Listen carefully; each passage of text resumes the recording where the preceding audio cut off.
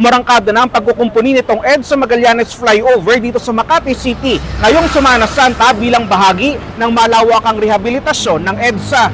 Sa abiso ng Department of Public Works and Highways o DPWH, ito ay nagsimula kagabi, April 1 at tatagal hanggang alas 4 na madaling araw sa April 5, kung saan pansamantalang ipinatupad ang full road closure o pagsasara ng southbound ng flyover o yung direksyon patungo ng Pasay City para bigyan daan ng asphalt works at ang pagsasaayos ng mga expansion joints.